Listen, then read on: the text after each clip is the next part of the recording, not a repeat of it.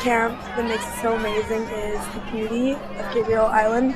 It really is one of the most beautiful places in the world. Camp Miriam is the best machane on earth. Everyone that I've met and everyone that's come here has loved Camp Miriam. And, you know, once you come here, you never want to leave.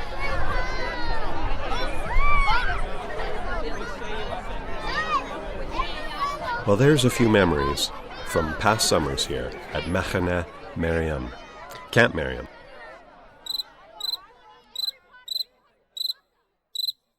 As you can hear, the crickets are calling. It's the end of another camp season, and the air is saturated with that heady late summer aroma of dry grasses and overripe blackberries, so typical to the island. Down at the cabins and main buildings of this 20-acre rolling and forested land, there's 40 young people, the leaders of the past summer, that hosted over 200 youth in total. And they're busy cleaning and tidying and putting things away for another year. It's a sweet but sad time, I would think. A time of hitrugshut. Hopefully my Hebrew is okay there. And it's amazing to think that for 71 years, Camp Miriam has been here. That's all the way back to 1948. Now just take that in for a moment. That's the year the State of Israel was established, and just 3 years after the Holocaust of World War II. No doubt the survivors and the children and grandchildren of survivors have come here to Camp Miriam over the years. Camp Miriam is truly a sanctuary. A space for creating those magical, defining, life-affirming experiences for young Jewish Canadians and Americans for decades. To say this is a cherished place on Gabriola, and indeed in all of Canada, is an understatement.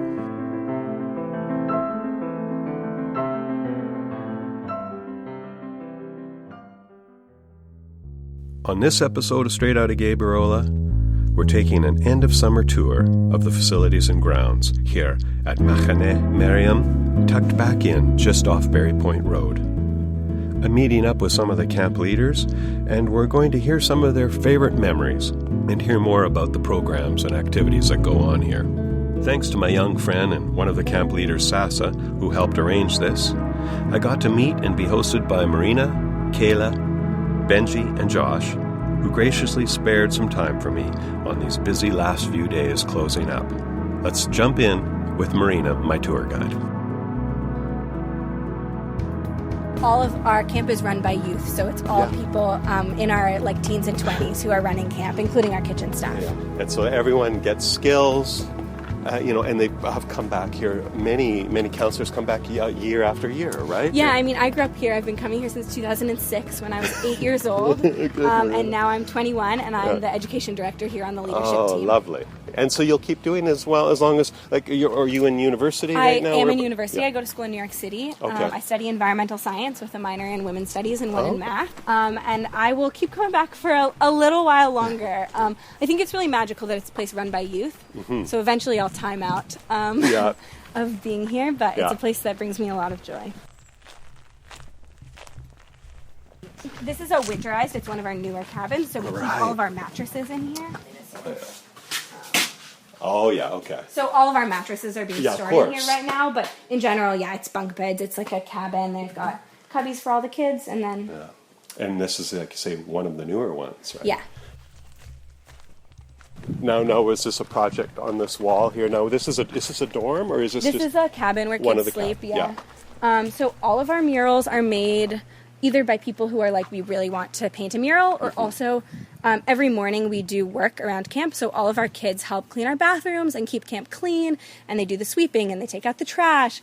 And one of a really important avodah, or work that we do, is to paint murals around camp. Yeah. And that is, I think, for us on par with taking responsibility over camp in a bunch of different ways, like cleaning the bathrooms, but it's bringing culture and beauty into camp. So it's a well-loved one, I would say. Yeah, and and you think, and through this experience too, people who are here and have an opportunity, then they go out and find places to put art and beauty in the world around them. And I think it's special because it's something that kids do not based on whether they're good at art or not, but just if they have interest. And then they get to learn, right? Like the handwriting up here, it's really horrible handwriting, but some kid worked so hard, and 10 years from now, they're going to come back and be like, I wrote that, and they're going to feel so proud.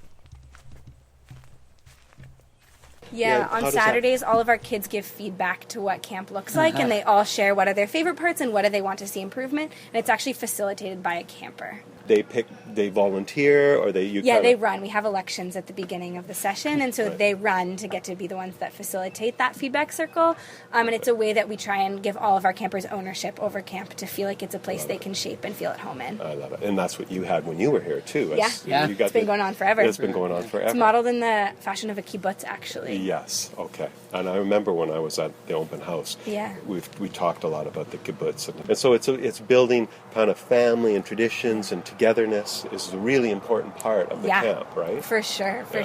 And the way that connects to Judaism as well is really important here. Exactly, yeah. And with that, do you have kids that have come here and maybe even like they have very little connection to the Jewish culture, and they come here and it's a bit of a I think it's a place that way in. Yeah, it's a place that allows them to feel much more connected to the Jewish identity, because I think a lot of Judaism is something that you don't get to shape and touch, and here it's something that you have a lot of ownership over asking questions about and shaping the way you connect to it and what parts you feel really connected to and what our Shabbat traditions are.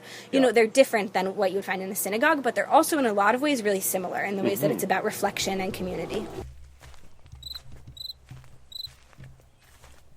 And as we're looking around, dorms kind of sprinkled around. Yeah, all different cabins. There's the washrooms right there, and then here's the pool, the sports field, and then cabins down here.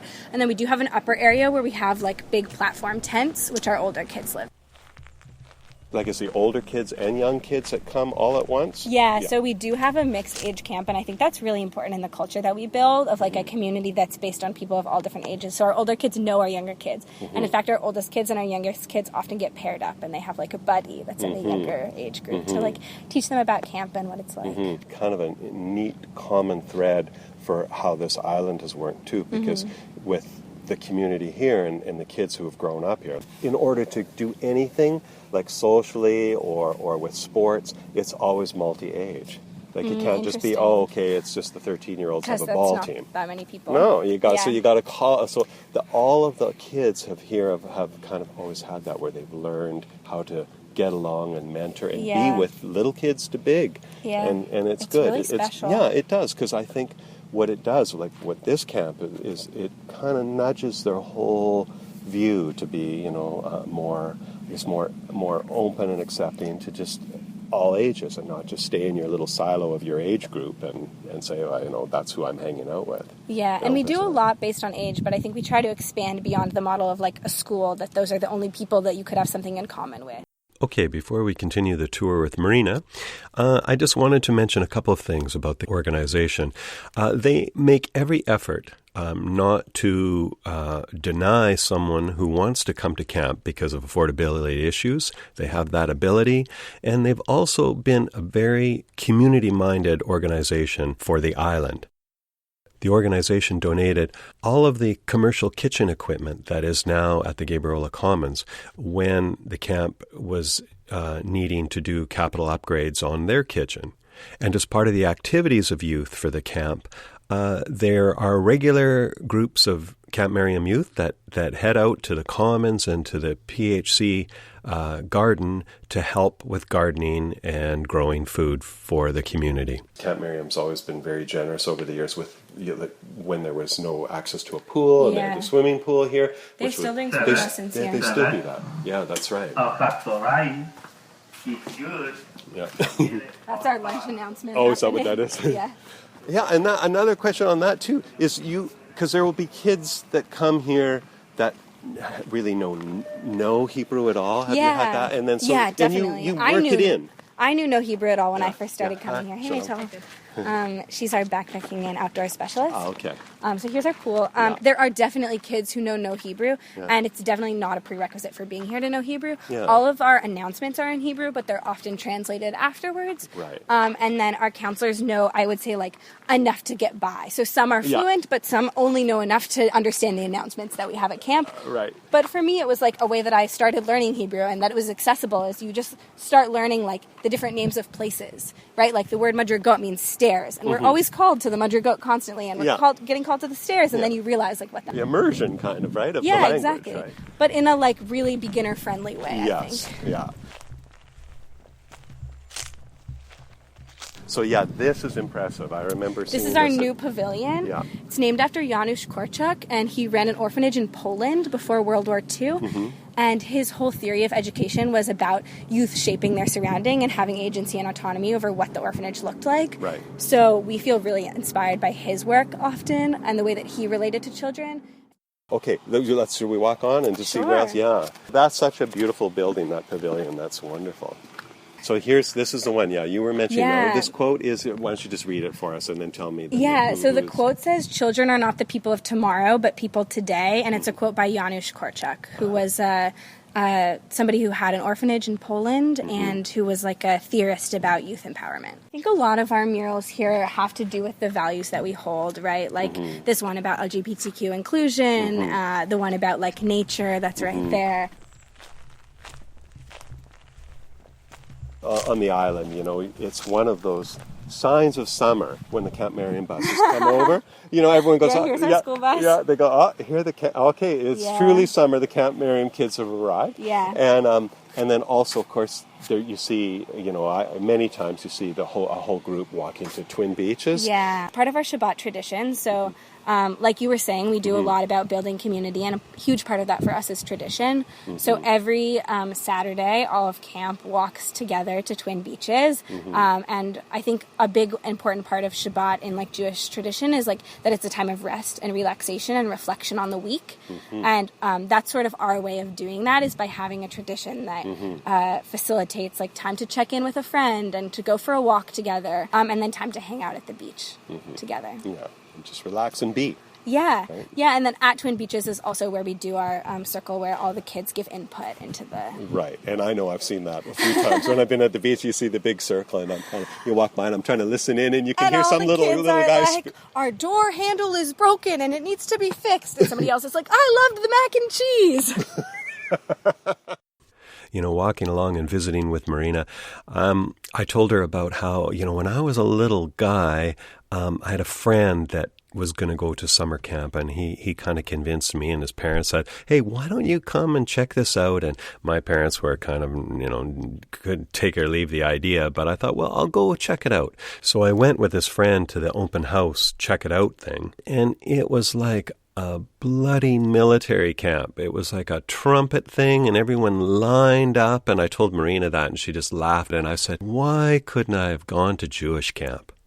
Well, there you go. This is our infirmary. Young people that are taking medical training that help with that? So we do have one nurse, and we also have volunteer parent doctors who stay in B&B. So like we try to make sure that we do have adults present to give care for kids. But then we have two medics who are youth who have gone through their OFA trainings. Right. And some of them also have WAFA because we do a lot of wilderness stuff. Oh, WAFA, is that? Wilderness first aid training. Okay, yeah. So like our backpacking and outdoor specialists, they always have wilderness first aid, and then our infirmary medics, who are also youth, have OFA. Right. So part of the summer session is to do a wilderness. Do you do an overnight? Yeah. So every kid, our younger kids go on like car camping type camping trips, and our older kids go on backpacking or kayaking overnights. And that's a really special part of what we do here, because for a lot of kids it's their first experience being in nature in that way, and we provide a really accessible way to do that for all the kids. And we also teach skills, right? So they're learning how to use those camp stoves and how to set up tarps to sleep under, and like we're providing anyone who doesn't have like sleeping bags and other like things that they might need. So typically then it's usually a trip over to Vancouver Island and maybe like the Paradise Meadows, Strathcona Park area? Yes, is that exactly. One? Yeah. That's for our younger kids, and then a lot of our older kids hike the Juan de Fuca or go on like kayaking and canoeing trips like to Galiano and Valdez. Yes. Wi-Fi and internet? How does that work? Because I think I was here one time when camp was going on, and it looked like there was about, 40 kids in the hallway all sitting. I thought, okay, is this the Wi-Fi hotspot? So we do have one building with Wi-Fi, but none of our campers are allowed to bring phones or any Wi-Fi enabled devices. Our staff is allowed to have them, but we develop like community agreements together at the beginning of the summer about how do we want those to facilitate our interactions with each other. It's like, I'm here for like 9 weeks, like I need to call my mom, but I don't want to be like just watching YouTube videos instead of hanging out with friends. And so we do try to have like our experiences and things that we're doing together be the center of what we're doing and not our like devices, which is such a part of culture and like the outside normal world so often today. So I think it's really cool for our kids to come here and get a chance away from screens. They really miss listening to music, which is also why we have our phones, because we play a lot of music for them. I imagine there must be some kids who have come here they just would be probably massive users of like video games and they just come and there's probably a withdrawal, but then they learn that it opens up a whole world for them. And I think for some of them, like, those are creative things also, and this gives them the experience to take that out of a consumption of media into a creation of something. So our second oldest campers ran a themed dinner this summer because they really wanted to, and it was Minecraft themed. Okay. And they like made costumes for it, and they like played the Minecraft music, and like, so it moved it from just being something that they do on their computers at home to something that they like make for camp with other people.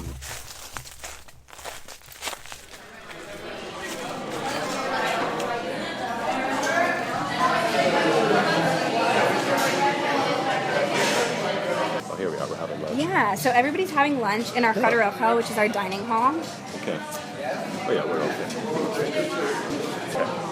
So in the hall, then, there's gatherings for music, right, and meals, of course. Yeah, and I think the building of the Janusz for us meant we have to move our tables around a lot less in here, so that's been great. But yeah, we do move tables and do like talent shows in here and dance parties and all sorts of fun stuff like that. Thinking about the hall and all of the joy and celebration and dancing and singing that has gone on over the years, I mean, think about it all those years ago.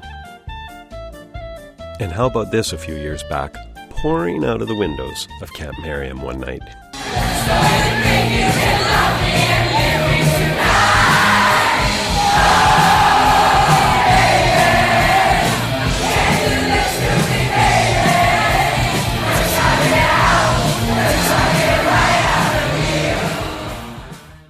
So there are times per day where kids just get to go to a station of like any different option that they'd like, but there are also times where when they first arrive, they learn about all the different options and they sign up for an interest group that is their interest group for the whole time, and that's mixed age. So that could be things like the arts and crafts room, things like playing sports, but also things like Quidditch. And like, you know what I mean? Like really niche things that are people's passions and excitements that they want to bring to kids from staff. Right. So sometimes those are weird and silly, and sometimes they're pretty normal and fun.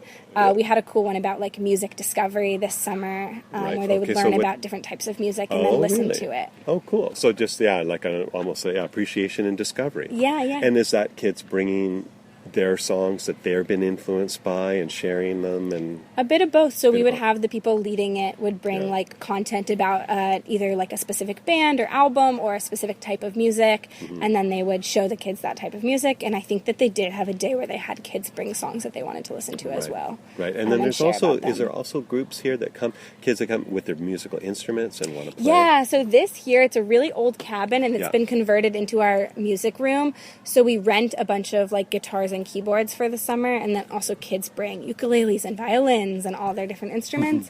And we have a specialist here who, there's always actually a time in the day when they can come and play instruments together. Yeah. And then we have a talent show every Saturday night as well. In the main hall sometimes? Yeah, so we have two components to it. The first one is like the more chilled out. So Saturday Shabbat, and so we do a section before Shabbat ends, which is like playing music and singing and more calm things up in the Janusz. And then we do a section down here, which is comedy, stand-up, and all that sort of stuff. And actually, I just heard somebody came to tour who was here when Seth Rogen was here and said he got his start doing stand-up at our talent show in the evenings on Saturday nights. I think I've heard him talk about that at some point along the way. All right, well, my people talked to Seth Rogen's people, and we put in a call. Hey, Seth, thanks for taking the call. Now, I know your manager said you haven't got much time. Yeah. You're running off to like a charitable event or and some movie promos, so I guess you've only got about a minute and a half or so, right? Yeah. Okay, well, let's just a quick question. I mean, top thoughts about Camp Miriam. I'm still friends with a lot of people that I went to camp with, and it really just teaches you to socialize. Yeah, and I've heard that you got your start doing stand-up comedy at Camp Miriam. I guess I imagine that with that you would have been quite a charmer with the young gals there. Any summer romances that sparked up from that? Yeah.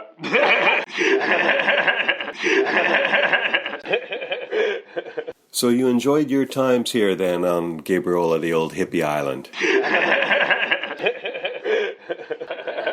All right, Seth, I guess our time's up, but do you want to just, any last closing comments? Machaneh Miriam's the best! Oh, and he's gone. Okay, well, thanks, Seth. Whew, glad we got that in. Two perspectives, as a counselor and as a person who attended here. What stands out for you as, have you got any, perfect moments or the great memories? It's a tough one. I know. It's a tough question. Yeah, I mean, one is definitely when I was an oldest camper, when I was 15, we went on a kayaking trip over to Valdez, and that was just an amazing experience for me. Even as somebody who has kayaks, to go with a bunch of people my age and to have so much fun on the water. And then I really remember this moment. We got to the beach and we hung out and we set up camp, and then we sat down and we talked a bit about our connection to nature and what did that look like. And I think to be in that experience and to be talking about that really stands out to me. What is another moment that stands out to me? My favorite time at camp is every day after lunch we sing a bunch of songs together in the Chadarelcha, which is our main dining hall, and we like bang on the tables and we're yelling and shouting and everything from singing songs about like equality and like gender equality and social, like socioeconomic equality, all the way to things about like our kvutza is the best, or like who likes ketchup or mustard and who likes the floor or the ceiling, you know, like fights over things in fake ways, and as well as like actual like educational content, and it's really special and high energy. It's one of my favorite parts. Okay, so Marina needed to get back to work and everyone was bustling around. My time was coming to an end, but I had a chance to just quickly corner Kaela, Benji, and Josh with the questions of the perfect moment. Yeah. I think my favorite moments of camp are watching the talent show that we do every week. So each week we have an acoustic talent show, and then also like a more like rowdy talent show, which and the kids will come up with the craziest things to do, and it's so amazing to watch like 8-year-old kids go up in front of 120 people and do a skit that they made up 30 minutes before. It's like they have so much confidence, and it's such an incredible and supportive place for them to step out of their comfort zone and to be able to perform in front of everyone, and it's so beautiful to see that every single week. Yeah, and good for you. You probably just laugh your head off. I mean, a lot of them are pretty funny. Pretty good. Yeah. Good. Sure. And then when you were attending here as a kid, what was your first like big memory to think you came here and thought this is awesome? Or well, during I think my first year. So each session, there's a special day, so it's like a theme day, and the counselors will like be in characters, and there's like a plot that goes on throughout the day, and I think it was a Dr. Seuss themed day, and I remember us having this oobleck fight, and so we had to like build these like structures to hide underneath so that we wouldn't get covered in oobleck, which was just made of cornstarch and water, and it was a very wild experience, and I think just the magic of seeing camp like turn into this different universe with like all of these different characters and decorations, that is really, really special. And I definitely remember. All right, Benji, what was your first? What kind of stands out as the big beautiful moments? There were definitely many, but I think some moments that stand out was during first session teal when everyone was away on their camping trips, and it was just the junior counselors and some counselors here, and we had a giant food fight in the Kodaro Hill, and just with all the grossest foods we could find. It was very fun. We had tables stacked up as different like walls and things for people to hide behind. Yeah, dive everyone in. Everyone in garbage bags running around. There was a film of refried beans on the ground by the end. It took a while to clean up, but definitely worth it. And then everyone went and cleaned off in the ocean. Yeah, so that was definitely an exciting one for me. Yeah, and also for them. Yeah. Good. And the swim in the ocean would be worth it. Yes, unnecessary. I think in hindsight, if I were to smell that scent again of all the people covered in ketchup and refried beans and old food, I think I would immediately vomit. Yeah. But it was very cool in the moment. Everyone else is just thrown into it, but there's probably someone, with the full garbage bag suit on and a mask and trying not to get it. And you got to get them. Yeah, I tried to really dive into the action, and I ended up with one ear full of ketchup and one ear full of beans, and then had to go to the infirmary after and have the medic scoop a bean out of my ear hole because it was so deep in. That's why you need medics here, right? Exactly. Yep, beans in the ear hole. Beans in the ear hole. Beans in the ear hole. It's a common injury. All right, Josh, what about you? I work in the kitchen, so most of my job is just cooking large quantities of food. One of the days we had this year was it's like a special day, and it's themed to a particular movie, or not necessarily a movie, but a particular theme of sorts. And this year it was the children's movie Cloudy with a Chance of Meatballs. So we got the opportunity to like make enormous food and like kind of go out of our way to give the kids something they remember. So in the morning we all got up really early, all of the kitchen staff, and made pancakes that were enormous, bigger than much bigger than children's heads. For dinner we did spaghetti and meatballs, and the meatballs again were absolutely enormous. And I don't think every day the kids get to walk into our like eating area and experience something that's like so out there and so enormous and so memorable. So just seeing the way kids reacted and just the passion they had. And the excitement they had for the kitchen staff, because we're kind of behind closed doors sometimes, but they get to interact with us and thank us for the work we did and stuff. Perfect. So it was very sweet. Best breakfast ever at camp was used numerous times. That's I think my particular moment. That's good. And for you too, like both of you, came here throughout your childhood a few times. This is my 11th year, and you're 13? Yeah. 13, 14. My first year was 2006. Wow, yeah, mine was 2008. So I definitely. It's interesting because at this point we're reaching the point in our lives here where we've been like working as the authority figures as much as we've been the campers here. So I think the past gets a little bit blurred, at least in my case. But I still absolutely have incredibly positive memories of being here and love sharing and like providing those experiences for the chanachim, or the kids who come here.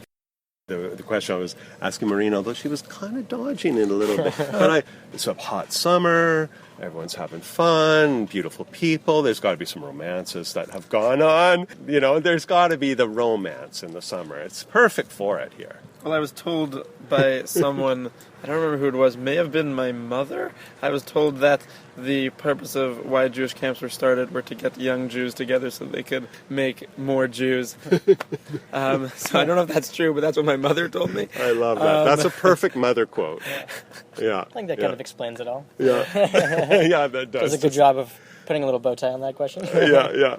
And your time will come to an end here eventually, being a youth-led camp and coordinating. Absolutely. What do you want to go on and do now? I think that the values we teach here have kind of shaped what I choose to study and like the way my life course is going. So I definitely think that I'm not exactly sure where I'm going with anything, but definitely what I learned here is going to be incredibly influential. And I don't think this space is, as much as we are leaving, we are given opportunities to show back up and do small little tasks around. So I don't think this space is disappearing completely out of any of our lives anytime soon. That's right. Yeah, it's pretty transformative. It stays with you, doesn't it? I don't know exactly how I'll end up using camp in my future career. I'm studying sports journalism in London and going into that world. But I think it definitely offers me like a variety of perspectives and different ways of looking at things. For example, like the sports world is very like male dominated and can be relatively like masculine and not really open up to like trying to like explore the issues with that, but Yeah. I think that camp gives me has given me the tools to like question the way that like masculine dominated spaces can be positive and can be negative. And so I think that's like a big thing I've seen and want to like ideally look at further in the sports world. Good job. That's great, guys. Yeah, thank you. Yeah, thank you. Yeah, and then so only a few more days and Thursday.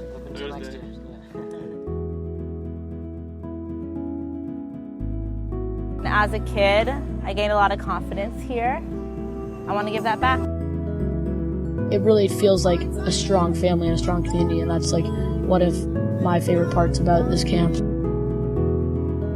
Every time I come back, it's like I'm home. It's a place where I just be myself. Machane, they teach us. They teach us who we are and our souls, and I think that that's just great.